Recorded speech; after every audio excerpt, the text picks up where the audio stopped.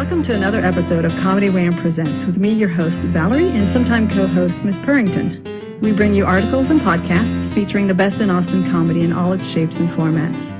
Started in 2016, the podcast project brings you funny people and their stories. As a fan, I like to delve into a comic's background and motivations, and will usually take a detour along the way. Consider the interview a way for you to get to know the folks that make the Austin comedy scene one of the best in the country. I love Austin comedy so much, and I believe in it so much, and I just feel like... The thing about comedy is if you have some conviction, it goes a long way. No, I mean, I don't know. I always love laughing. My dad is a great storyteller, and that's, I think, part of the influence was my father's. He's really funny, and he's a brilliant storyteller. What would I do other than be a stand-up comedian? Yeah. Like, I was always the class clown, but I wasn't ever trying to be. Like, I would just say stuff, and just people would just crack up. And... See, I want the audience to love me, but I don't want to be a clown for them. I want them to love me for my own, for what I'm doing on my own terms. No, I didn't choose being a comedian. It's weird. It's like being a comedian kind of chose me. I'm needy. I know I'm needy, but like I need stand-up. Like I need. Welcome, everyone. I'm your host, Valerie Lopez, and I'm super excited to be here to bring you our live stream edition of Comedy Wham Presents. This is our second one. We're happy to bring this back for you. If you don't know what Comedy Wham is, comedywham.com is your place to go for features about Austin-based comedy, articles, album reviews, and a live Austin comedy calendar. Hey, guess what? It's starting to come back. Follow us on Twitter, Instagram, Facebook, Twitch, YouTube, all at Comedy Wham. We host online comedy showcases twice a month on Fridays on our video channels, and you can even watch archived episodes if you happen to miss the live stream. Tonight, we're going back to our roots with a slight twist.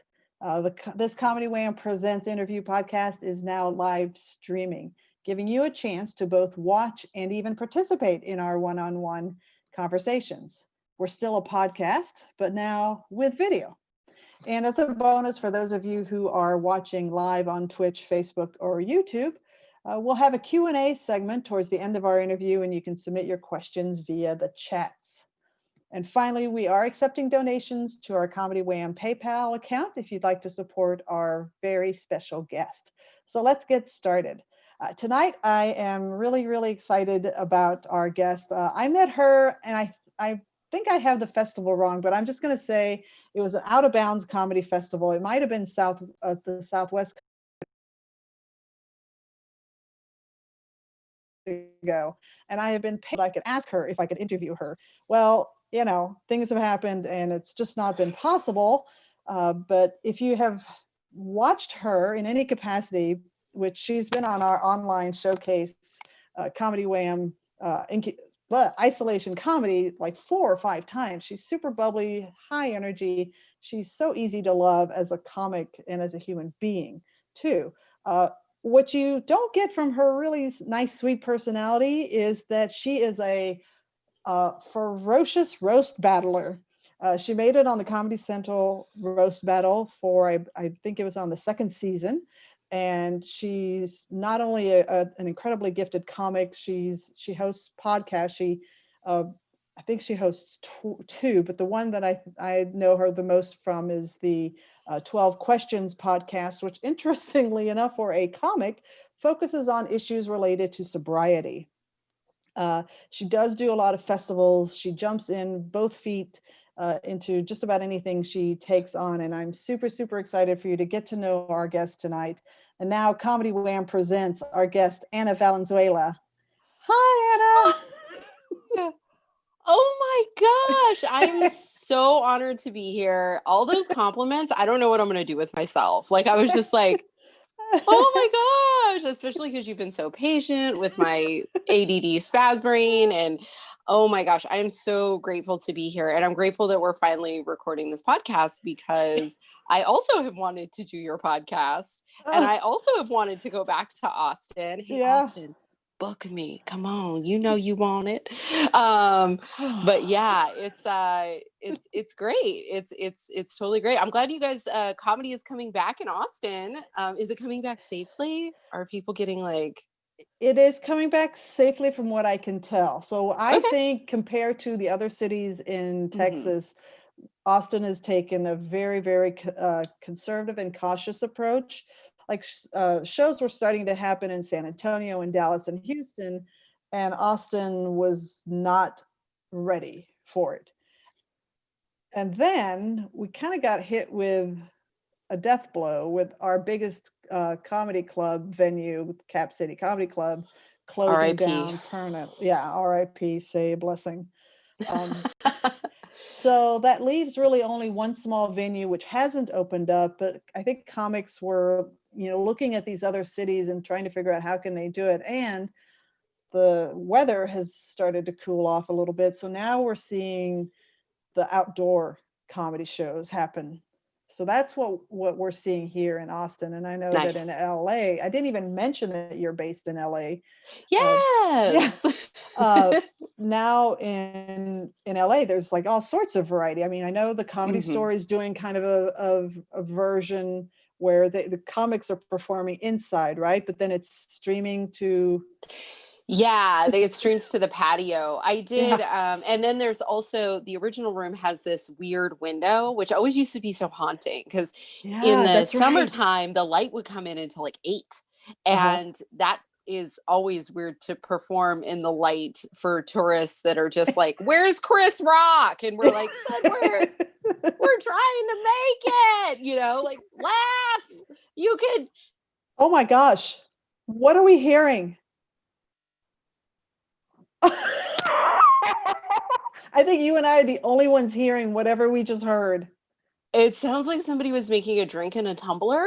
Yeah, I think our producer might be teetotaling right now because we got a bit of a late I start. love it. This is the most, by the way, this is the kind of energy that like just happens and you just gotta go for You it. do. You just gotta go for it. You know what I mean? It actually feels like we're in a comedy club right now because It that's what would really does. happen is in a comedy club, somebody would just suddenly you would get heckled by a blender, and you're like, oh my god, or worse, listening to the kitchen staff just loudly wash dishes, just like, god damn it, I want to go home, like that. So it feels very Kind of at natural. home. Yeah, it's all natural. That's like an additional little, you guys should have like weird comedy club sounds for people to Oh, enjoy. that's a great idea.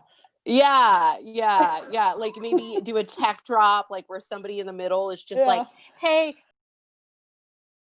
so there's 7 of us at the table right now, and one of us doesn't drink, but you got chicken nuggets. So we're just gonna talk real loudly while this person who's making $20 and has waited 72 hours to do this. Yeah, okay, sure. You get the Uber yet? Did you get it? No? All right. Well, let's just make sure to get up loudly in front of the set when they arrive. Let's do that. Okay. So All right. it feels very au naturel. I Yeah. enjoy it. But yeah, so the Comedy Store has this like bizarre window so comics can look like fish Uh-huh. behind the window. Yeah. And then I've judged some roast battles and then they live stream that down to the patio. And I just did my first outdoor show in a different like venue, like an alternative venue, which is really interesting because the club comics now need to rely on the alternative venues. And it's really fascinating to watch like seasoned road dogs who are used to like the club environment Yeah. deal with the chaos of an outdoor show next to a freeway, like they just can't. It's very fascinating because as a woman who started in her early 30s, and you know leveled up relatively quickly, not to like toot my own horn, but like in Yeah. 2 years I got a break, and it's hard to convince club owners that I'm like a successful feature act, And that's really what I want to do. I want to feature, and I don't want to skip the line. I want to do what I need to do to get better.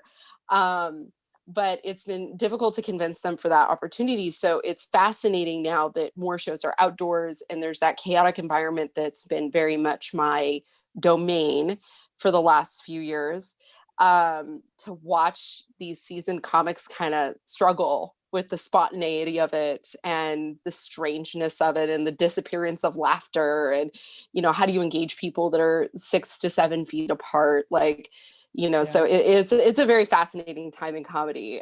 They will write books about this. For sure.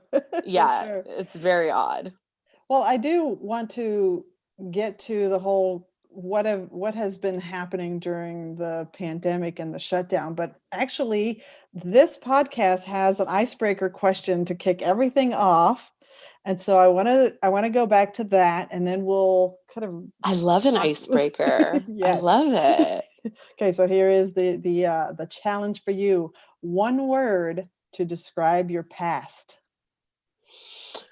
Oh, my past. Anxiety. Okay. There was on brand. I wanted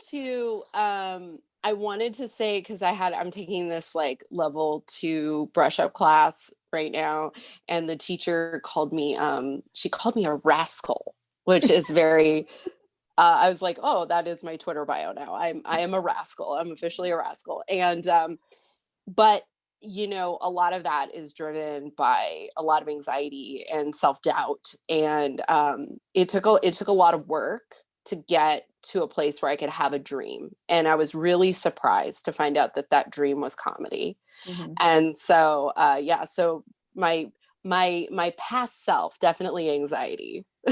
Yeah. So are you from LA? No. I'm from I'm from a town in Northern California that actually really reminds me of Texas. Huh. It's called Ione, and it was originally named Bedbug, to give you an idea of what kind of joint this is, right? Yeah. So it's this mining town in this little place called Amador County, 2 places no human has ever heard of. And it's in Northern California, just about 20 minutes from the snow line. I was very close to like Donner Lake, where the Donner Party died. Like that's very, to give you the topography of it all. Yeah. It's a very mountainous place, and there's like a haunted castle there, and Merle Haggard went to one of the prisons there. So there's, how I say it in the bit is there's 2 prisons, a bar, and just premium quality racism, just artisanal, straight from the source, what happens when you leave white folks by themselves. And so me and my dad were like the diversity, but my dad was from Boyle Heights, California, and like El Sereno, Boyle Heights, Highland Park, that whole East LA, East Hollywood area. And okay. And so we would come down here periodically throughout my childhood, and I have a lot of love for LA and a lot of LA history, and I've been here since 2005. And I caused an accident that completely stopped the freeway. So I'm officially an Angelino. That's how you're an Angelino, when you're causing a SIG alert, when you're just like, okay, I command all of your commutes. So I've been here for a minute, and but I'm a country girl at heart. I loved going to Texas. I went down to Texas for a 12-step convention, and I saw, no kidding, George Carlin was the headlining comedian. Wow. Yeah, and he got booed. People didn't like him. Yeah, because they were just like old fuddy-duddies who were like, do the weatherman, so like it was very funny, and I just knew like this is so important. Like this is so important for me to watch because I love him so much. And afterwards because it was in San Antonio, so we just like drove around the outskirts to every like big ball of yarn, a bunch of like caves. We went to like a cave, and then we found the snake farm. And I know all of these things. Yeah. What I love about Texas is if you talk to anybody for like 5 minutes and just really genuinely talk to them and like make eye contact, which people in the city don't do. But again, I'm a country mouse, right? So if you start talking country mouse to anybody in Texas, they'll invite you in the kitchen and tell you how the tea is made. I was at the snake farm. They handed me a baby lemur to hold. I'm holding a baby lemur, like it was just very like they were giving us the real tea about like the behavior of the animals. And so I just absolutely love Texas. I love the vibe. I love the hominess of it all. When I was out of bounds, and that was my very first festival. Really? And I kind of didn't like know how to festival. Like I didn't know that like there's all these mixers you should go to, and like I just wanted to kind of explore and eat barbecue on my own. And I was just like kind of wandering around doing a bunch of things, and I would really wear myself out before going on stage. I would like go on stage and be like, okay, I'm doing my set, and it was just very, there's if you're a comedian and you're listening to this or watching this, there is a rhythm to festivals. So like you want to make sure that what most people do is they party all night and they get like no sleep, and then they just look haggard all the time. I can't do that because I don't party. So I have to like get some sleep, and I have to make sure that I don't walk around doing sightseeing for, 8 hours before my set. Yeah. But it was so lovely meeting you because I feel like every scene has a person like you who's just a delight and just who loves comedy and gets to know everybody.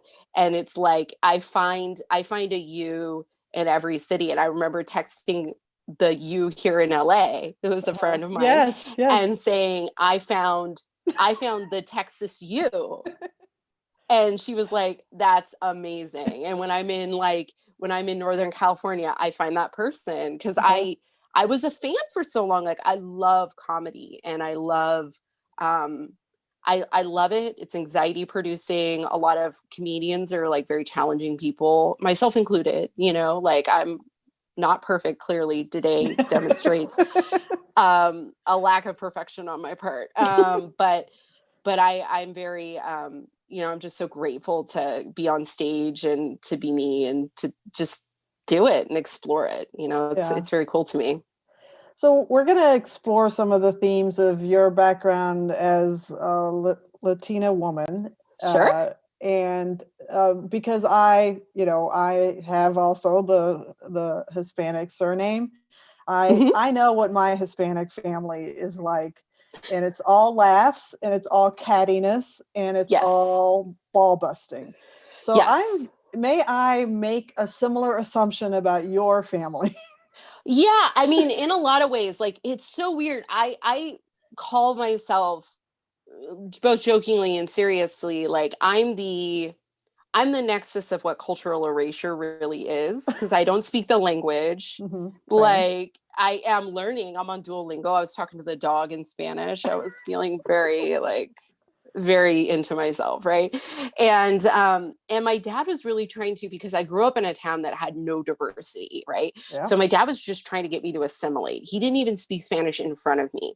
But when I would visit my Latino family in LA, it would be like, why is she in jeans? Like what? Like why is she looks like a little boy? And it's like, because this is what you wear when you climb trees all day. Like this is what do you mean? I'm a kid. Like, or definitely there's my cousins at one point, even when I was a kid, like beat me up real bad. And because I had like 5 cousins, Jessica, Erica, Veronica, and Angelica. They were all named after soap opera characters. Of course. Right. And so like they, or novellas, probably both. And so they would see this very whitewashed version of me walk in the door, and suddenly everybody would start speaking Spanish. And I'd be like, what's going on, and so it was very isolating. And then one time they let me have it, man. And I went to, my parents were, like full on, they had real long nails. My parents kept my nails really short because I'm running around in the dirt, and you don't want to get ringworm or God knows what else, out there in a farm. And so I had like, I just had a very different appearance. So I never really felt included. I got to meet my Grammy. She only like cursed at my cat in Spanish all the time.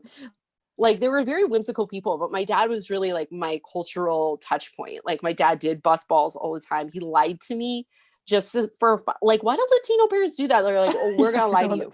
Yeah. Yeah. Oh, you believe that? Oh, you're stupid.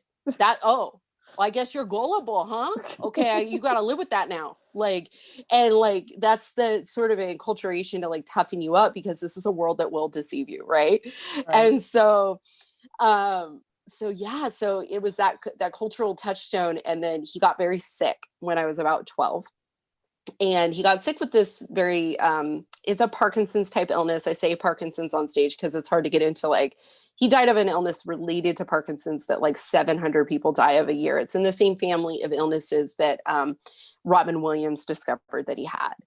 And it's devastating, right? And in that time, he suddenly became like Chicano, like real Chicano, like suddenly he became this cultural attaché and like really went out of his way to like wear a lot of clothes that indicated, his Chicano-ness. There was this like version of Cross Colors that came out in the 90s called Majado Brothers. And he would wear those shirts all over the place. And he just became very into his, listening to a lot more Spanish language music and really became into being Latino. And I remember being like, oh, now we're Mexican? Like, what's happening? Like, what do you, because he would tell me, like, I would paint my nails black because I like punk music. And he'd be like, oh, what are you, a chola now? Is that what you're doing? You're a chola? Okay. All right. You chose that. Took your eyebrows off because kids at school were making fun of you? Okay. Yeah, that's some chola shit. Okay, cool. So, and he still taught me, like, I was trying to explain to my roommate, like, how good I am at ironing. And that is like a Latino thing. Like, you just know, like, you don't leave the world. You don't go outside looking raggedy. Like you got white people, you gotta show up, you gotta stunt on because they already don't think that you're very smart or you're very educated. So you gotta come out there looking clean and acting right. And my dad suddenly, again, he sort of embraced it. And I wish he had done it earlier. I wish I had my language. I wish I had more of a cultural connection, but I'm getting it now, especially in quarantine. I've been really like my roommate didn't know who Dolores Huerta was. And I was like, oh, sit down, Miss Marilyn. Let's have a talk. Like, this is a civil rights activist that was active, like, but at the beginnings, even before the Black Panther Party, this woman was busting balls in California and making legislation. Like, and she's still alive, and like, she survived and like kind of bringing that. But like, I don't know if it was as bad. I mean, I assume you grew up with like, did you grow up with like, because kids would call me like a wetback or a beaner or ask me like, does your dad pick tomatoes? And I'm like, okay, first off, my dad is your dad's boss. So well, hold on. Yeah. Wasn't quite the same. My advantage in the small town is I'm a mix. So my mom is super, super white, European. Me. Same. Okay. Big, tall, white mom. They love it. They love it. It's those big chichis, man. They're just like flat butts, huge chichis. They're living the dream. Yeah. They're gentrifying the gentrifiers is what it was. Yeah. Yeah. So, I inherited her skin tone, not my dad. So it was easy enough for me to blend in. And I had the distinct advantage that all of the kids that might otherwise bully and taunt me, they needed my help to get good grades. So I became, they're into getting decent grades. So nice. I mean, I was That's somewhat a good end. But there good was for you.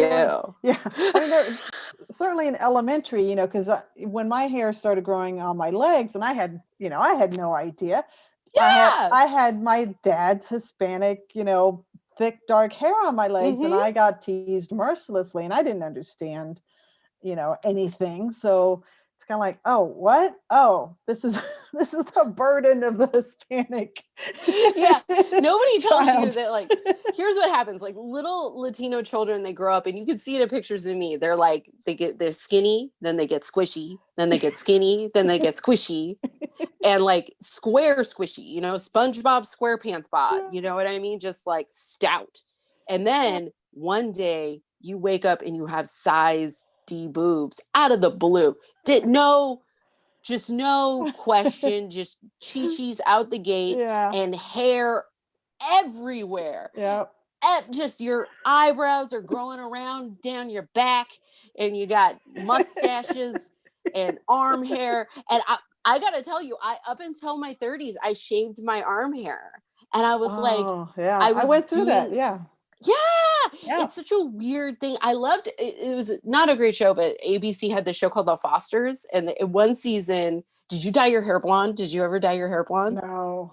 I did. No. I did not Oh. all the way. I just in the front, you know, because it was the 90s, right? Uh-huh. And so, first off, this skin color you look jaundice in blonde. I looked raggedy, and so a character in The Fosters dyes her hair all the way blonde. Ooh. And she's like a foster child who's, you know, she has a white mom and a black mom, and she's Latino, and I totally got that story arc. It seemed almost like a weird addition that somebody in the writer's room, like the one brown person in the writer's room, was like, make her dye her hair. It was like, trust me, we all do it. You know, so, but that, you know, that assimilation is so much, you know, I think the real crime of assimilation for us as a culture is it doesn't work. We think it works. We're told it works. And it worked, you know, when like the Aztec, you know, in the Florentine Codex, the Aztec were recording both in Spanish and I cannot say the Aztec language. But they were recording in the Aztec language what really happened, and nobody could read it until recently. And so now there's this entire document where it was like we were really good at hiding within the colonized culture. But what's happening in 2020 is there's no hiding anymore. There's just no hiding anymore. It's, you know, it's really become this thing where and it drives me crazy when, like, I get that we all have that cousin, that Trump cousin. All brown people have that. You got that Trump cousin, right? Mm-hmm. Yeah, Oh, yeah. I do too. Oh, yeah. I do too. And it's like trying to explain to him, like, no, like, in the eyes of the people making these rules and making these decisions, you're not an equal. I don't care how far Ted Cruz gets in the world. People see him as vampire first, not Latino. So like, it's this whole weird dichotomy of like, you know, well, we're the best minority. It's like, no, have you met Asian people? They're crushing the model minority game. We are fair to middling in the model minority game, you know? So it's such a crime, but like, again, just really digging into the history and, you know, did you build an ofrenda this year? Oh, what? No. Oh, a Day of the Dead ofrenda. Oh, okay. No. Yeah, like an altar. It's really nice. It feels good. Like, we went down to Olivera Street and got all the little knickknacks and all the things you could get. And I've been doing it for a couple years now. So it was like my roommate, she's like white lady, so she had to like dig it all up. And I'm like, my side's all up. I'm like, I got the relatives separated, so the ones that don't like each other aren't near each other, you know, like. So yeah, it's just doing those little cultural things, especially because I'm rambling. You asked me one question, I'm gonna take up this whole podcast. I know. No, I have so many questions. When you interview a podcaster, this is what happens, and I will say this and shut up and let you ask your questions. Okay. I promise. But when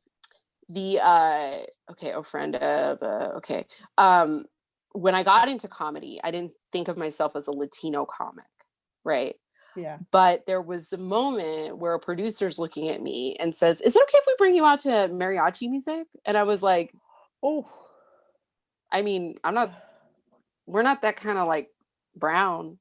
Me and this other brown person you're bringing out to mariachi music, we're like oldies brown. You know what I mean? Like we're like the Four Tops brown. You know, you don't want, we're lowrider brown. That's different kind of brown. Okay. And they were like, but we think it would be like really great. And then both of us, without skipping a beat, agreed. And I was like, You could have done better. You could have done better. You could have stood up for yourself. Yeah. You could have said, this is not authentic, and not all of us are from mariachi Latino. Like, I've visited the Raider Nation more than I've visited Mexico. Okay. Like, so it's so funny to me. It's so funny to me. It's such a weird world. So I just started to, in my comedy, lean into it, embrace it. You know, I'd be traveling through Arizona and I'd be talking about something and somebody would just yell, "Make America Great Again" at me. And like, what I realized is, with this skin, this Aztec princess nose, and all this hair, when I go out on stage, I pick up a microphone. It's a political statement no matter what. So just lean into it. Yeah, I'm brown. That's it. You know, and I'm going to defy what you think that is, but it's still a part of my act. I have to talk about it because everyone sees it except for me. I'm just like, I feel like Karen ass Karen on the inside sometimes. Yeah. I get that. For myself, not for you. Well, I mean, game recognized game. You have mentioned, and I've read that you did get a later start, which getting a start in your 30s, to me, because I got a late start, a different decade. What was your inspiration? What motivated you? I know I've read the story, so it's kind of a cool story. Will you share with us why it was that you decided, I'm going to try to be a comic now? Yeah, it was a really weird moment. So I grew up, my mom loved stand-up. She would listen to everything from George Carlin to like the Blue Collar Comedy Tour. And by the way, if you're a comedian with half your salt, if you don't think You Might Be a Redneck style joke is funny, you're not funny, because that is low-key the funniest comedic device. You can get a bunch of comedians in the back and we'll do something like, if you tweet that veganism is the best, you might be woke. Like, you can do that with anything and it's the best. Like, so there is, the important part is to get the if you, and then you got it, you're doing it, you're killing it. So I was working at this place. I was working at this autism center, and I had worked in drug and alcohol treatment for years, and I was really loving the transition into working with special needs. And they asked me one day, "Do you have your master's degree?" And I was like, "Oh no, I got a GED, School of Hard Knocks. I know how to do this job because I know how to do this job." And they were like, "Okay, you and 19 other people got to go." And so as the first of the layoffs, and my friend, who is the you of California, she was like, we were talking about liking comedy one day on the little like 12-step road trip. And she was, when you ask somebody like, "Do you like comedy?" And then you're like, what does this mean to them? Because they might like trash. And so you don't know what conversation you're getting into. But our charts aligned. We liked all the same things. And she bought tickets because her husband wouldn't go with her to every single patent at the Largo, preparing for his album. Wow. And so we got to watch like the master craft an hour. We got to watch him put two jokes together that didn't work. He put the Doc McStuffins bit next to the porn pitch bit, and people could not do both. They were stuck on porno, and he's like, "I'm talking about a children's show." He was like, "Fuck it, we're moving on to the next one." So just to kind of watch like the structure of a set, it was like a master class. And we started to, and I was super depressed. So she just kept buying all these comedy tickets. I was like working under the table, making memes for 12-step things, like, just deeply sad, like deeply sad. And so we kept going to comedy clubs. We go to, first we only went to alternative venues, and then we went to the Comedy Store. And then we started to kind of like check out other venues and go different places. And I was at the Comedy Store one night, and there was this guy who went up at about like 1 a.m., right? That's the witching hour. That's when like, there's two types of comics that go up between like 12:45 and 2. And that is brand new past. So just like baby in the paid regular realm, or people that were past 100 years ago that like maybe aren't top bill, right? And maybe are a little abrasive, right? And so this guy goes up and he does this bit, and I think it's brilliant. It's so well written. I really enjoy it. And I was walking out because the way the Comedy Store is, if for the Texas listeners, it's this like pin in the middle. It used to be a medical building, and it has this pin in front of it that is this like black tile pin where comics and regular folk and celebrities like all mingle. Like there's not a lot of VIP seating in this incredibly old building that was around since like, Prohibition days, where they used to like sneak booze in it. Like, so there's just not a lot of that seating. And so I happened to walk past that comic and I was like, hey man, great set. And he said, are you a comedian? And I said, no. And he goes, well, you're a comedian. And I go, no, I'm not a comedian. He goes, only comedians think I'm funny. You're a comedian. And I was like, well, I think you're funny and I'm not a comedian. And he was like, yeah, you are. Hey, Jay Light, come here. Can you tell Anna about potluck? And I'm not going to lie to you. I thought there was honestly a potluck. I'm like, finally, a show where there's food. Like I was very excited. And but once I researched it, I realized you don't just like go to potluck. That's crazy, right? Although a lot of people do. And so I go back home. We're living in Long Beach at the time, and I'm at the grocery store, and somebody says, hey, didn't I see you on TV? And I was like, excuse me? She's like, are you a comedian? I'm like, no.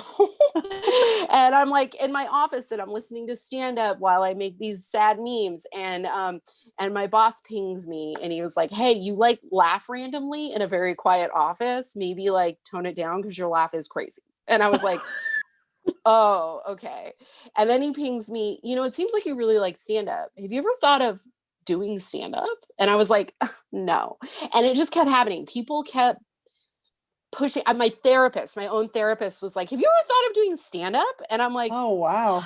And she goes, I have a friend who's a comedian, and I was talking to her that I have this client that's super funny and always goes to stand-up shows. Anyway, I got you the information for this class if you want to take it. Like it was like the universe was just screaming, Anna, do this. Your job is not to check bags and take urine samples for the rest of your life. Like, go do this. And so my boss one day, he said, hey, I don't know if you know this, but there's this thing in LA called the Comedy Bureau. It has all the open mic listings. And my friend told me about it. And there's an open mic literally after work tonight. And I think you should go. Wow. And I said, well, I need to like write something. And he was like, well, you're done. Why don't you just write something? And like, so eventually I made it to that open mic and I didn't do well. Thank God, by the way. When people do well their first time, I'm like, what did you do? Like, who are you? Like, I did not do well, but I kept people's attention, and this open mic was in a bar a coffee bar called the Library that also served alcohol, but that like nursing students, it was like open till 2 a.m. Nursing students were just always like hunkered down in there because there's like a nursing school in Long Beach and they're like, I gotta do it. And the open mic would happen to them. It wasn't like, yeah, we have venues like that. Yeah. Yeah. It wasn't like they were trying. It was a brutal room. In fact, after doing the Comedy Central spot, I went back to the library. And with Keith, who also came up in Long Beach, and we both ended up hosting that mic at some point. And we went there, and it was so hard. And he looked at me, and he was like, "That was humbling." I was like, "I know, it was so hard." And so it, I went, I did it, and then I got open mic pneumonia. Everybody got. Do you guys have this in Austin where everybody just gets sick at once? I don't know actually. Comedians in I'm LA. sure it does. I'm gonna get real close. Comedians in LA are the grossest people. They have never washed their hands. That's why when Corona started, I was like, everybody was like, not leaving the house. I know these fools. They're gross. Yeah. Literally at the Improv, a kid before Corona started, he was on the mic and he was like, I have a cold. And we all just started booing. We were like, get up, go home, eat chicken soup, you piece of shit. You're going to get us all sick. So I got really sick from the open mic. And someone messaged me, hey, you're really funny. Are you going to come back? And I was like, yeah, thank you. And I just did that. And then eventually somebody told me about another open mic nearby because I used to only go to that open mic. I was afraid to go anywhere else. And then I went to this other open mic, and the comics kind of sat me down and they saw that I really like it and I really wanted to do it, not half-ass it, in with both feet, head, nose, the whole thing, right? And they were like, this is what you got to do. You got to be willing to drive like 100 miles a day, going from San Diego to Ventura if you have to get to all these different mics. You got to make people think that you live in their neighborhood. You got to be there. So try to do between 2 to 4 a night. Wow. And I did it. And I had a full-time job. And there was a moment where I was hosting the mic. I was hosting that terrible mic, and somebody's playing a trumpet in a joking way. And I'm holding my phone and I'm asleep. My head is up, but I'm completely asleep, and I'm waiting for my phone to buzz. And then it buzzes, I light him, and I close my eyes yet again. And the comics pulled me aside, and they were like, listen, you're going to burn yourself out. And I was like, I'm fine, And then eventually I moved. What happened was before I burned myself out, I lost that job because I was a mess. I was like, my boss would come outside. I'd be asleep in my car in the parking lot. Like I just was burning the candle at both ends. And then I ended up moving to LA, and then kind of the rest is history. It was like I started doing roast battle because my friends kind of goaded me into it. And I just what I knew about those comedians is I wanted what they had. I wanted the comedic skill that they had. And this was a thing that they used to hone it. And so I was like, well, I'll just do it for the exercise. I burst into tears about a week before doing the roast battle because I was so afraid of being mean. And then see, that's the irony. Like I, had met you at Out of Bounds, and I was following everything that you were doing, and then I think I didn't realize you were a roast battler, and then I realized it, and I'm like, how? She's so sweet. She's so nice. I will. Thank you. My sponsor will appreciate that. It was a combination of things. It's I really wanted to get good at it. I love math, like kind of mathy jokes, and if you love a roast, what you love is the algebra of comedy. That's it. It's just equations. You're just making little equations over and over again, and I really liked that, and I liked the repetition, and I liked how I could hyper focus on it because I do have that bad ADD. Sorry. And so I liked that it sort of would consume me. And again, that comes from like being in recovery. Like I have an addictive personality, so I sort of became addicted to it at some point. And when that happened, that's when it stopped being fun. Well, before we do that, I actually wanted to show a clip of the roast battle. If our producer can tee that up, we're just going to watch the actual battling back and forth, and we'll skip the judging part. So it'll be quick. Keith only uses lambskin condoms because after sex he enjoys a snack. Anna's just jealous because my body is shaped like the eggs she can no longer produce.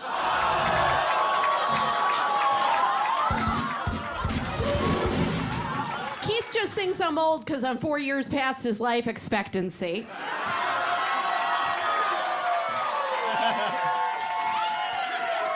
Look, I don't want to say Anna's desperate for love, but I did see her standing in front of a Home Depot wearing a wedding dress.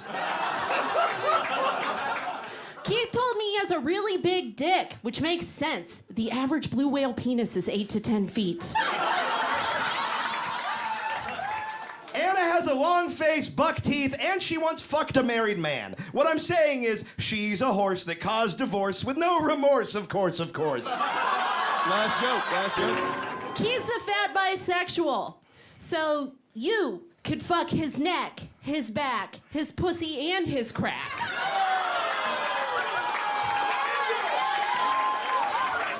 That's absolutely true. I go both ways, just like Anna's shitty tits. Now, honestly, I think Anna's just jealous because my parents get to watch the battle on TV, and hers have to watch from wherever Mexicans go instead of heaven.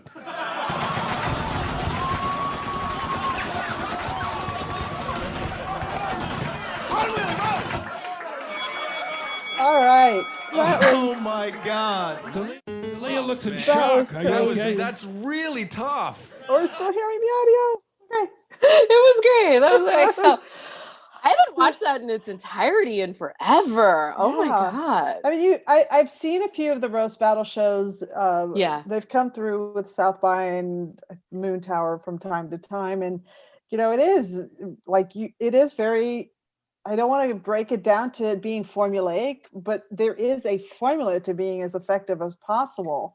Mm-hmm. And I could kind of get that rhythm to there being a formula just watching Yeah. that.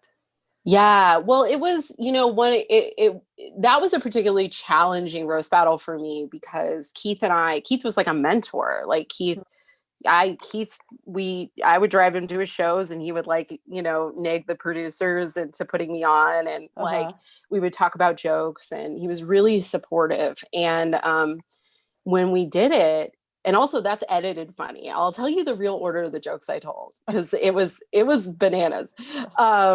When I saw it come out, I was like, that's a completely different battle. Like I was like, man, editors, you really okay, cool. All right, weird. So it it was hard because I just adored him. And one thing that really bothers him is a lot of fat jokes. And usually what I do is I write sort of like, because I had worked in like psych services, I write like an MMPI. I write what I think is going on in a person's personality, like what's their level of narcissism, what's their level of depression. Like I really write this really detailed report for myself about what I think about this person and how I can criticize them very deeply. Like in a real mean way. And I know for a recovering person, it's a dark place to live, but I was really enjoying it. And so I would do that, and I couldn't do that for Keith because I just love him, and I was a little scared to battle him. And what came out was a lot of absurdist, more weight heavy jokes, and which I don't do that kind of humor in my act. I don't make fun of. I think sizeism and racism and sexism is kind of boring. And so, but doing the jokes that I did, I felt they were like silly and creative. And before the battle started, Keith was, and here's the real tea. Okay. So a battle before us, we're in the shoot, and they like stagger you. And I had too much, I was so nervous. Jeff Ross was like, Anna, please stop drinking Red Bull. Because I just hadn't slept in weeks. I was a wreck. And he was like, please put the Red Bull down. When a man who the inside of his body is just weed says, put that down, that's too much, right? Yeah. And so we're sitting there, and I'm just trying to calm my nerves, and they staged us. So we would be like in these little pairs all throughout the Comedy Store, and then they would move us in a factory line up to the taping. And we're in the shoot to go out next, and the battle before us is bombing. Oh. I mean, bombing.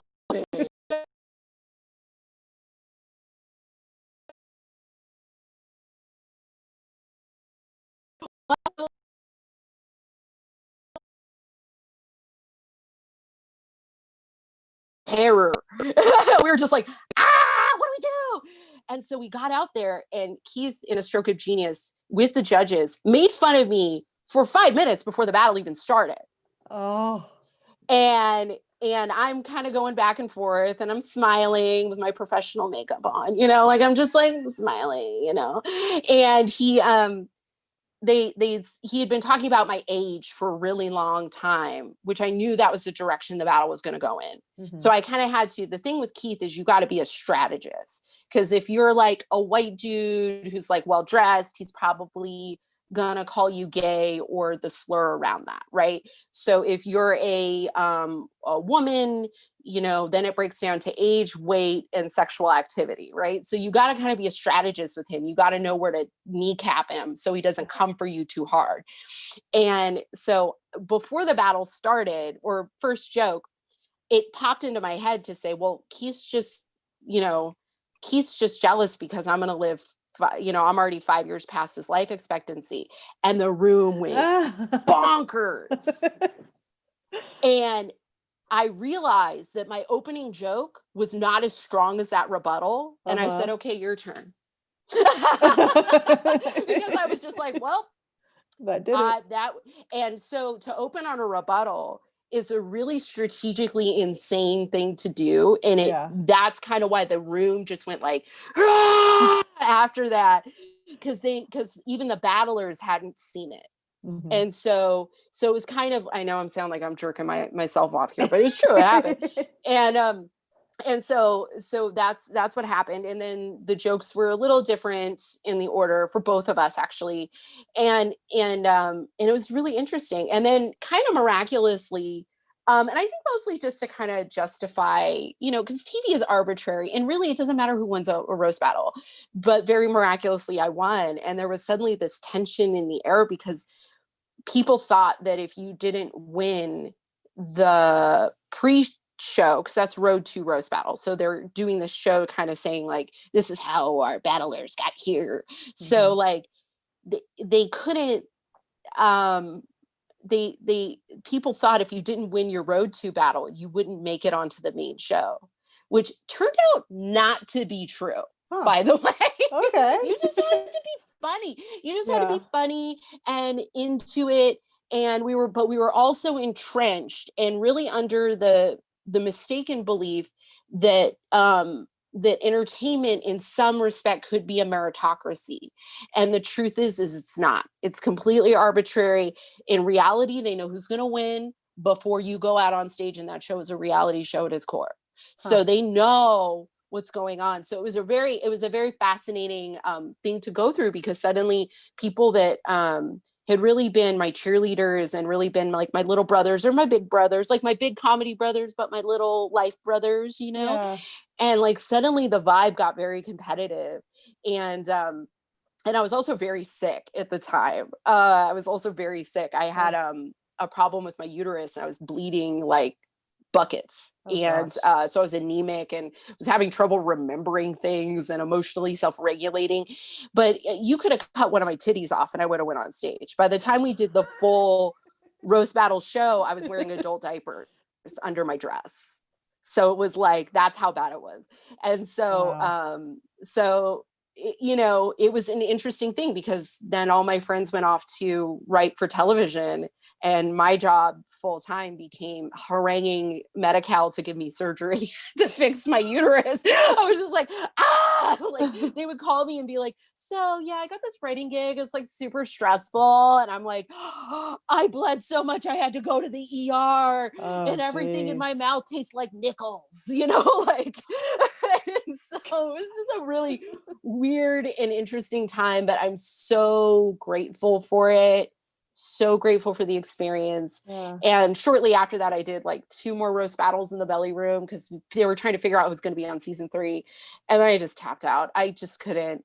It was the stress of what was going on in my personal life, plus the strain on my comedy mentor friendships and all of that. It just became too much. And, like a good addict, you're sick and tired of being sick and tired. That's what we say a lot. Yeah. And that's how I felt. I was like, I'm sick and tired of being like stressed and insulted. Like, like I I couldn't do it. I know that I couldn't do it. And I can't be mean.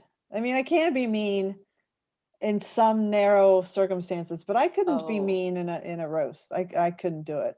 As much as I personally love math and trying to figure out that formula, I know I couldn't be mean to somebody. You can. Here's why. Because people, this is what I learned, is it's actually, I'm myself, like, I adore you. You're a delight. I hate the little diva move I accidentally pulled earlier. I will beat up on myself for 4 days. Like I hate it. But the thing about a person who chooses to be kind in their interactions and is mindful of that is there is a part of their brain that they are acting against. And that part of their brain is where the roast lives. That part of their brain is the part going like, I'm going to be nice to you, but I just want you to know you cross-eyed as fuck. And I will not take this indignancy from somebody looking in 3 directions. Now fuck off.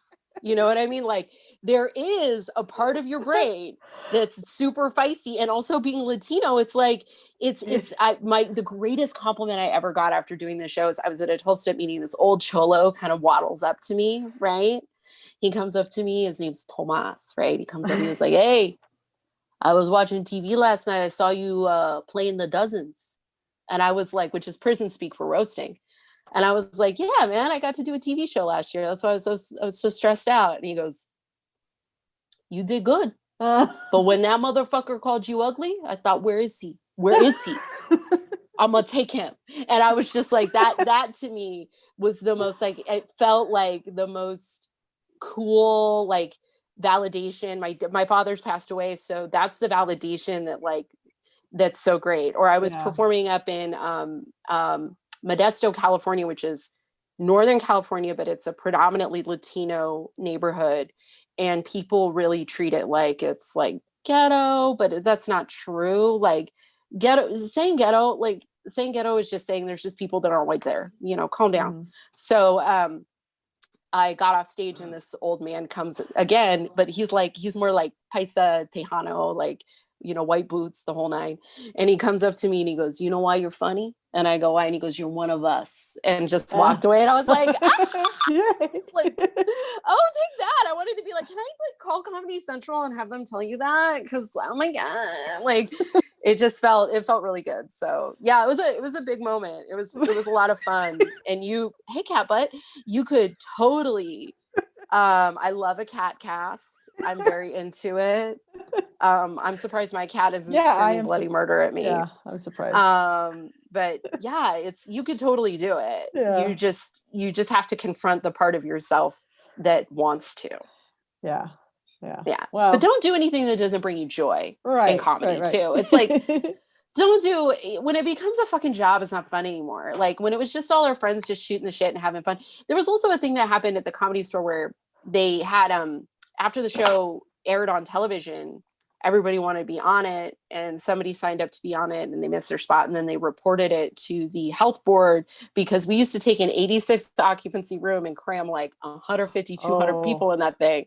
And so it really did feel like a rap battle. It felt like something illegal, and you couldn't even clap your hands. Like if a joke was really good, the comics would bang the wall and like yell. And that informed the audience, which is maybe not the brightest.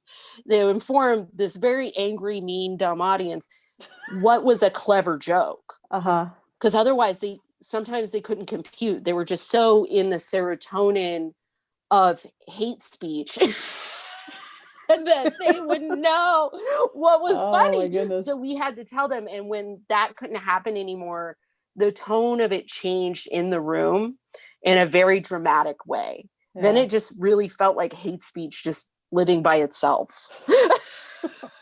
But it's still really fun, and I love it, and I love watching it. I love judging it. And I love being I love being constructive and trying to give people the love that was given to me. Like I love it. Yeah. You have touched on something that is on my list of things. There's three more things that I want us to cover. Do it, and I will be brief. This is not supposed to be a 2-hour podcast. If you could see, this is not my cat's normal behavior to be up on top of a shelf. This is her demanding that things need to happen. She's hungry. She's hungry. Yes, yeah. So, she's hungry. Yeah. She is cueing me, even if our producer is not. No, I'm sorry, Valerie. It's okay. Okay, you have talked about sobriety, and you host a podcast called 12 Questions that focuses on sobriety. I grew up in a household where my dad was an alcoholic, and it was something that was very present. And that is my experience with it. And because of him, I recognized in myself addictive tendencies. So I've actually not been a drinker. I will drink every once in a while, but I consider myself largely sober. And I can't even think of when the last time I had a drink. So I kind of understand. And also because I am that motherly type to the Austin comics, I worry about the amount of drinking and sorry to sound really grandmotherly here, the drugging that will happen, Yes. because it's, sure, if you're in your 20s, you're going through this, and you're drinking, you're taking drugs, yay, party. But at some point, you have to live with who you are and learn who you are in order to navigate the rest of your years. Yeah. And yet, as that nice person, I can't in good conscience tell somebody, stop doing this, stop destroying yourself. Sometimes I get really close, but so that is my perspective on sobriety and drinking and the impact that it can have on people. You don't, I know that the 12 steps and AAs, the secret society, and they, you're not supposed to talk about it, but you can use coded language, I think. What was it that has gives you the comfort to talk so openly about sobriety, and also what made you start the podcast? Okay. Humor in a 12-step setting is the cheat code to connection. And I figured out while sharing at conventions or sharing in meetings that I was kind of funny. And it was my coping mechanism for uncomfortable feelings. And still is, still is. And I'm comfortable with it because, like you, I grew up in an addict household, and I grew up in a 12-step program with my dad. And it's my earliest memories were going to meetings with him back when the 80s, when you could smoke inside and all that. And I would just lay on the floor where the good air was. And just, so it's very much a part of who I am and my identity. It's just been my whole life. And I got clean when I was 20. And so when I first started doing stand-up, I had a lot of jokes about being clean my whole life and what that looked like. And, because I'd done a lot of drinking and drugs before I got there. That to me is really boring. The third eye has been open.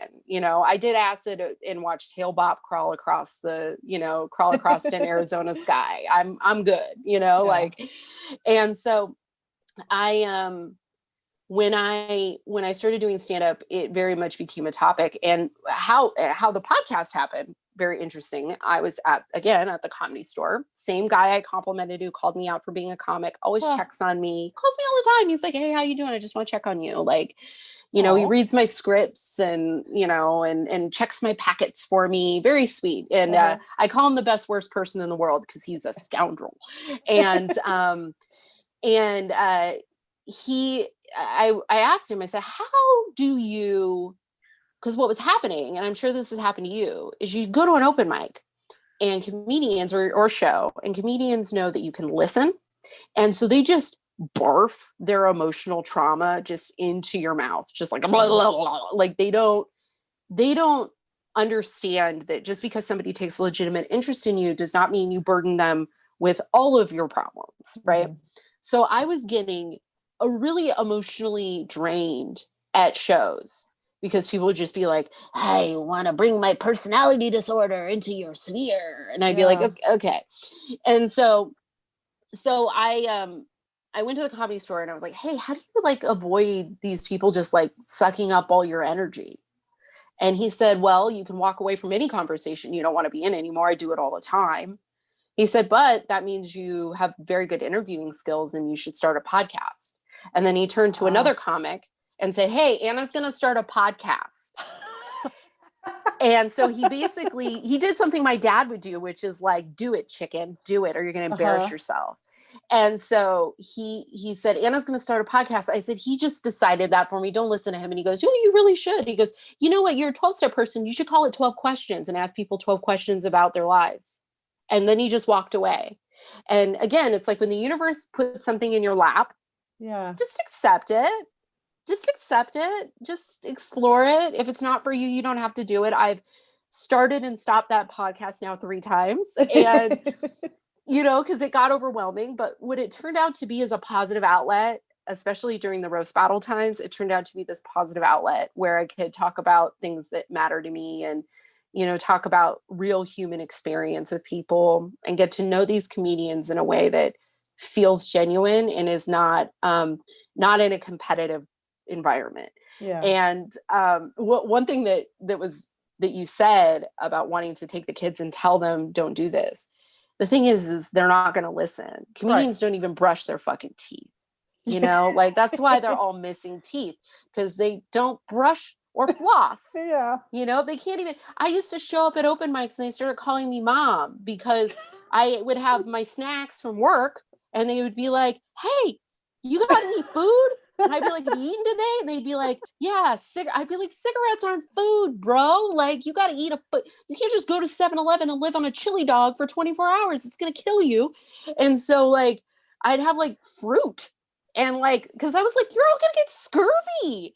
And but the problem with that is that's how I should be taking care of me and taking care of my comedy and my career, and keep it to, like, my close friends and the people that feed, that put that energy back in. And at the time, a lot of people did, you know, but you can't do it with everybody or you'll just fall down. They'll just suck all the energy right out of your body. It's like that. It's like what we do in the shadows, the Colin Robinson energy vampire. They'll just come up and just be like, and take. My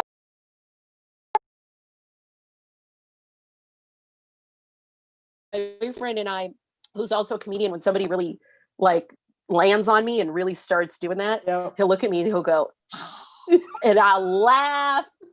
And I'll just be like, "Excuse me, Stuart needs to talk to me." And I'll be like, "Get me the fuck out of this party." You know, like, so yeah, it is a compliment. It is an honor for people to share, to feel comfortable enough to share with you. But there does come a point where you're like, you should just get a therapist. So, but yeah. So then shifting to, and I'm glad you made the comment about, when the universe puts something in your lap, sometimes you just have to go with it. COVID happened. Yeah. And I had not seen you perform since that Out of Bounds festival. And we were on this madcap pace of booking 1 million shows in a very short amount of time. You should all listen to them. They're great shows. They're fantastic. They're all on the Twitch and YouTube channels. When I first approached you, I was super excited that you said yes. And then when I watched you perform, I thought, oh my God, there's been so much change and improvement since that. And I loved you at Out of Bounds, but I thought, oh, there is so much more I know. All right. You're filling my cup with love. Oh my God. There is so much more polish in the pace, and it was so great. And it was so weird, of course, because it's online. And you know, there's 2 layers to what I want to say. Is it's just an outright compliment of how much I saw different between 2 or 3 years ago and what I saw, which was, you know, in an artificial setting online. But then also the fact that you jumped in online and you've been doing a lot of online shows. And you referenced earlier about, you know, seeing some of the comics you know, the ones that were paid regulars at the store who are now trying to figure out how do they do their thing in these alt venues. And, you know, a lot of those people that I've talked to, they wouldn't touch an online show I know. You know, it's a shame. Yeah.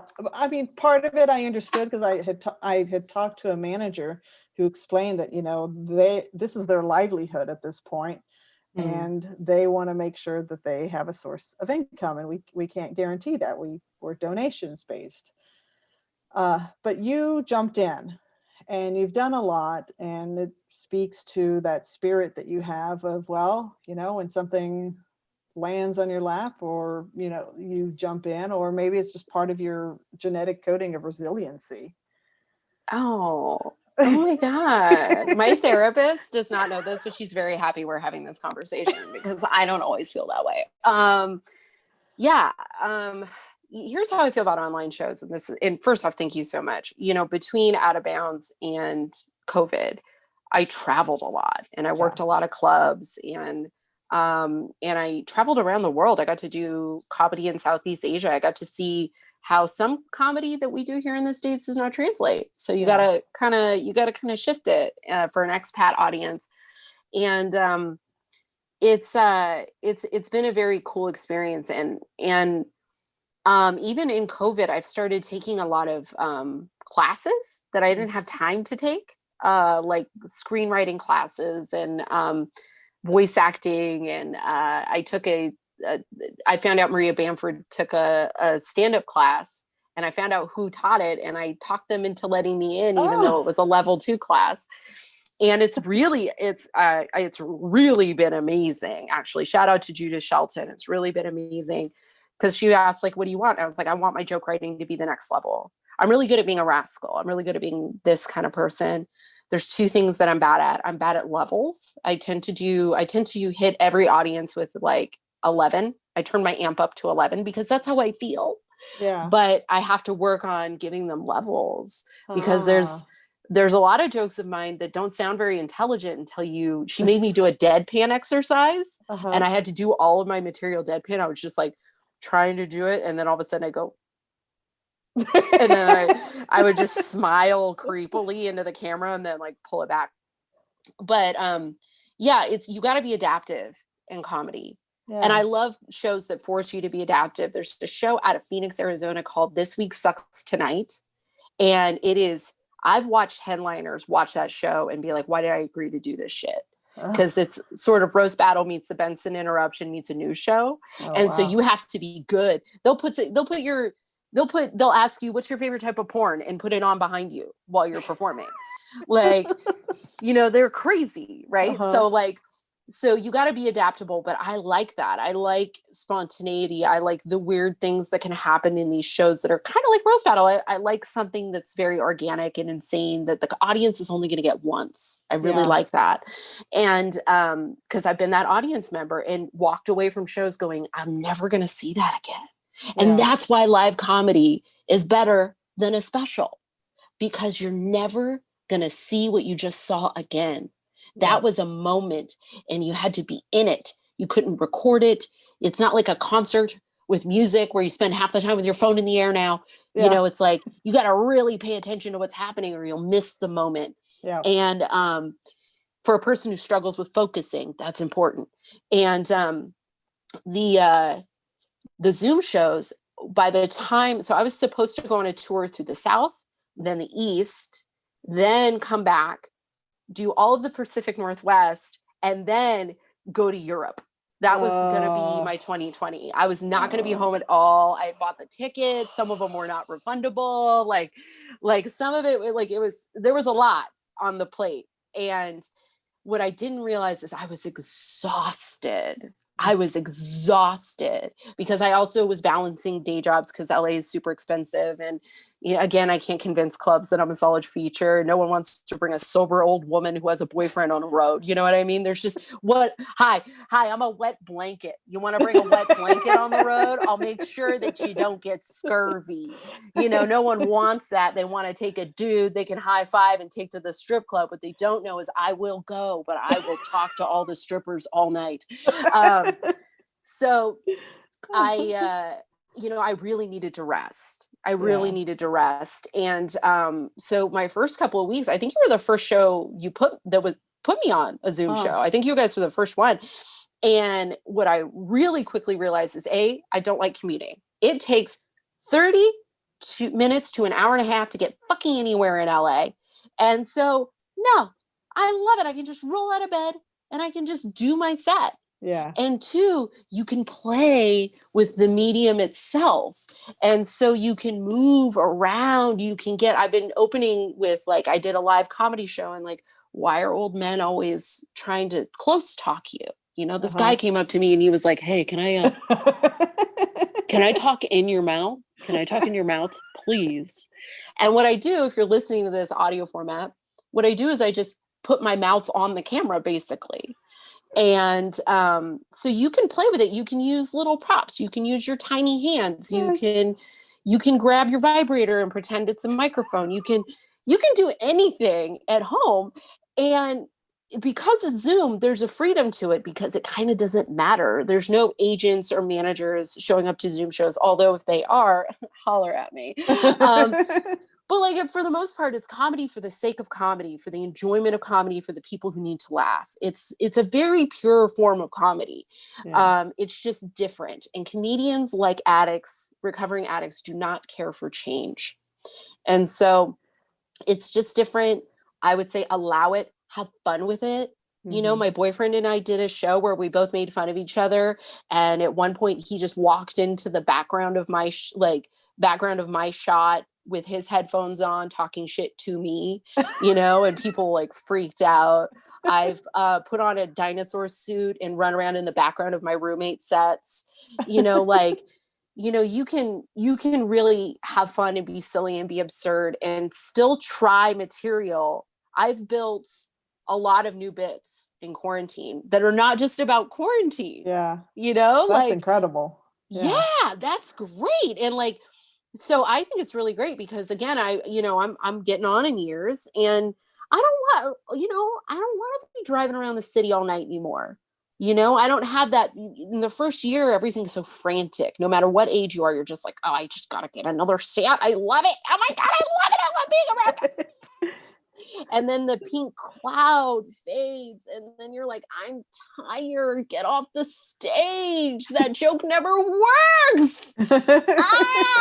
Like you just want to go home. And I remember like going home a couple of times and calling my homeboy in the program and I'd be like, it's 11:15. He goes, why are you calling me at 11:15? I said, I just did all my sets and I'm home early. And he'd be like, what are you gonna do? I'm like, I'm gonna do a face mask and I'm gonna watch an episode of The West Wing and it's gonna be great. It's gonna be like the old times when I didn't have to be awake all hours, you know, because you're also expected to wake up early because that's when the New York market starts. So you gotta wake up early, you gotta tweet, you gotta do this, you gotta be ready to answer all this because those manager emails will come in and they'll be like, you know, like, hey, can you audition for this thing? It needs to be in by yesterday, you know, like, fuck off with that. Like, I'm a comedian in LA. I don't wake up until 2:00 your time, bruh. Yeah. So like, it's been actually, it's tragic that so many people are dying. I've had two friends get COVID. One of them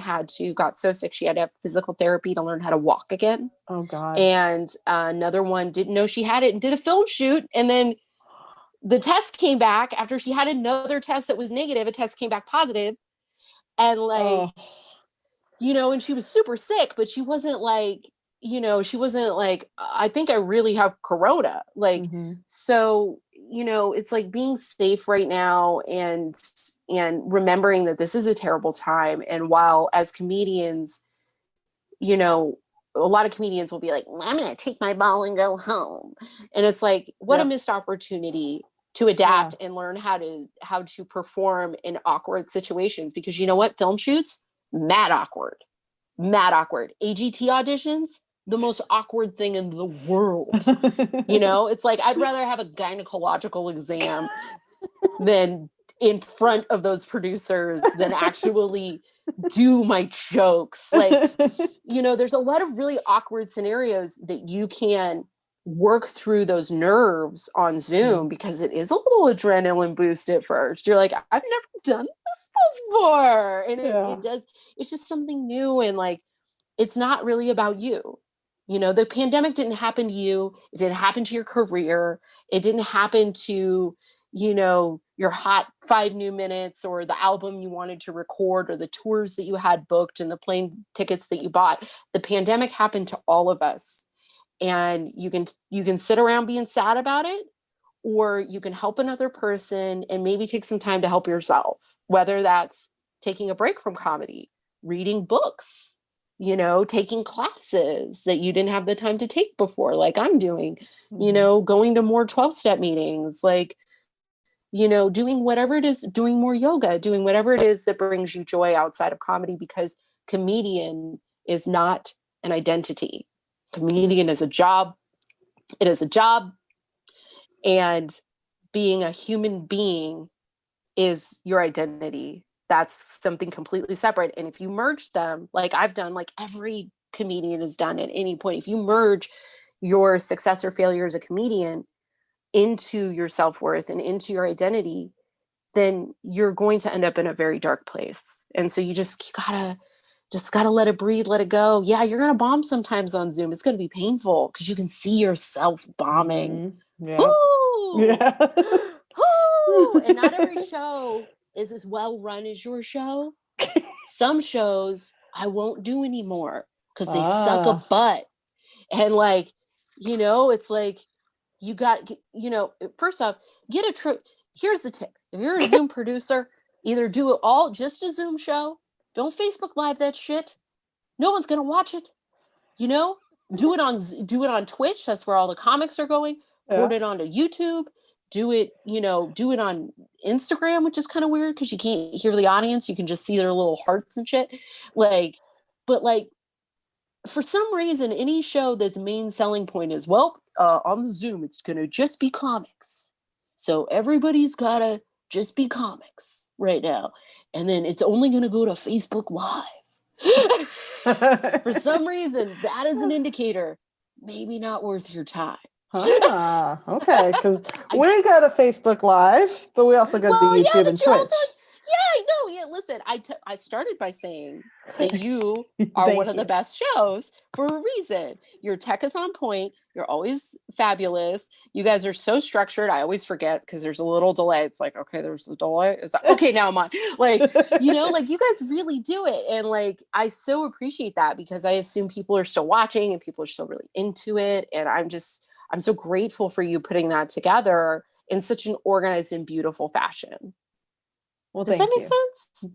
Yes. Well, I am organized. We have the best tech genius in the world. So really do. Yes. Thank you. Really do. It's a beautiful thing. It's a beautiful thing. And you guys are patient and honest and cool. And, it's every time I've done your show, I've been nothing but thrilled with the results. I'm serious. I'm not blowing smoke up your skirt. I swear to you, you guys are killing it. And I you know what? Edit that out when I was like, some shows suck. It's something, but here's the thing. Here's the thing. In life, some shows suck. Yeah, exactly. And it's just an opportunity to practice when it's okay to say no. Because comedians think that if you don't say yes to everything, then you'll get nothing. Yeah. And sometimes you have to say no. Sometimes you have to say, my uterus is falling out and I have cramps in my butthole. No, I don't want to drive to Larry for $100. No, but we struggle with that. And so it is important to practice. Like if you're on a Zoom show that you don't like, you never have to do that Zoom show again. Yeah. And even mid-call, you could say, if it's really a bad experience, it could be like, I'm not comfortable with the show. I think I'm going to leave. And that's it. Yeah. That's all it is. It's like, you don't have to, there's nothing we're signed on for permanently. We choose this life. We choose that. We could choose to be a banker. We could choose to, that's the one thing my boyfriend, I'll say this, I'm sorry, I'm really rambling. My boyfriend is, he's always upset about the uncertainty of our careers. And nothing is more uncertain than being a comedian in 2020. Mm-hmm. Whatever your plans were, you know what I hope when we get out of this, that there's a hard industry reset, because the industry isn't a meritocracy. It's not fair, and it can be exclusionary. And I'm not saying that like, oh, poor me. What I'm saying is there's some obstacles that, by the way, you put those obstacles in front of me, motherfucker, I'm going to come back funnier than you ever expected. And you're going to be a little sad you slept on Miss Anna Valenzuela. You know what I mean? Like that's my attitude of like, oh, try to get in my way. Right. But like, I hope that there's a hard comedy reset and that the priorities shift and change a little bit in the industry. So more people like you, more people like me, more people that we know and love that are kind of, they're doing good, but they haven't quite broken through like to have those opportunities to break through. Right. And that's, part of the advantage of doing the Zoom shows. Plus no commuting. You can have no Yeah. pants on. No one knows on this call if I have pants on. That's true. No one. We don't. Yeah, what a delight. What a delight. You know, like it's a lot of fun. So like I would just say, you know, get over yourself and try something new. And if you hate it, you never have to do it again. Yeah. Yeah. That's it. All right. We are going to start wrapping up. This has been so much fun. We should do this again. We could just talk for hours. We should just brunch. We should just brunch. It's true, we should. We should just have our own private Zoom call and catch up. I am going to open it up for Q&A, but I don't know if anybody is, still here. Is still here because we had the late started late because I have a spaz and Tech was spaz. And then are you here? Are you here? Are you here, people? If you're not here. Yeah, if you're not here, then, I don't know. Does Richard have a question? Richard, our producer, Richard, do you have a question? I don't know. He might. I feel like I failed you guys. I'm sorry. Is anybody watching? Come on, Twitch. I don't know. Let's see. Oh, and I get messages all over the place, and I don't watch them because I'm listening to you. Okay. All right. Yeah. Well, you know what? You can come back and we just have a Q&A time. Yeah, I would be happy, and I will show up 25 minutes early. I promise.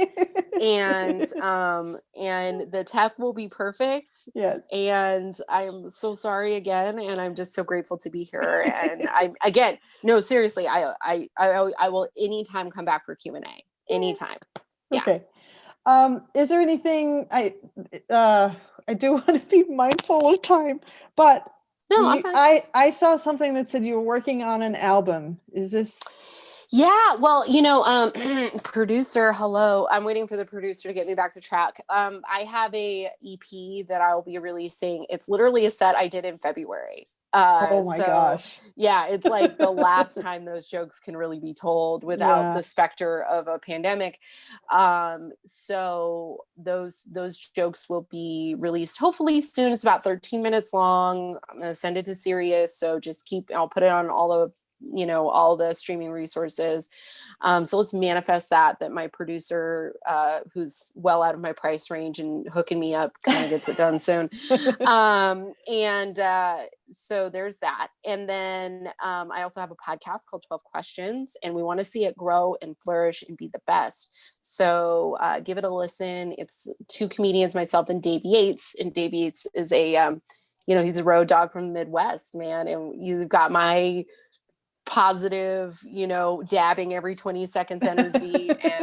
and then you have his salty Rust Belt energy. And we interview people about their real lives, and you don't have to be sober to listen. You don't have to be sober to be on it, so it's just asking interesting questions from this life philosophy that we live in. Mm-hmm. So that's what's going on there. And yeah, that's it. Okay. All right. Well, as we wrap up, I have a closing question for you. Ooh. One word to describe your future. Not your past, your future. Producer, pay attention. Ooh, I feel like it's going to be a really good word. Okay, my one word would be abundance. Yeah, abundance. Not scarcity, but abundance. Yeah. Yeah. Starts with A, just like anxiety. Yes, and Anna. And Anna, yes.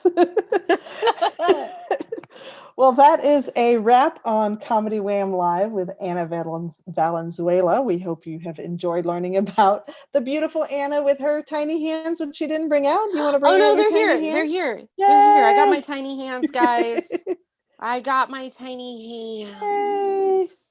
Yay, tiny hands, tiny feet. We hope you've enjoyed learning about how Anna got to be the comedic genius that you heard today. Tell us where we can find you on social media, and let us know about any upcoming things or projects that you want to promote. Well, I just let you know about the project. You can find me at Anna V is Fun, as pictured here. Look at how beautiful that is. At Anna V is Fun on Twitter and Instagram and all the things. TikTok, I'll eventually get back on that, but it's like heroin. You got to be careful.